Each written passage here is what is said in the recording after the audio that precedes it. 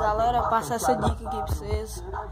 Sempre, enquanto vocês for colocar um som, se tiver uma caixa de grave alguma vez, se for no seu quarto, perto de uma cama, coloca ela debaixo da cama, com a saída de ar virada pra parede. E se o alto-falante for do mesmo lado que a saída de ar, pode deixar os dois virados pra parede. Tá bem mais grave. Agora, se você quiser pra gritar o alto-falante pra agudo, você deixa lá no lugar que você quer deixar mesmo. Mas debaixo da cama dá bem mais grave.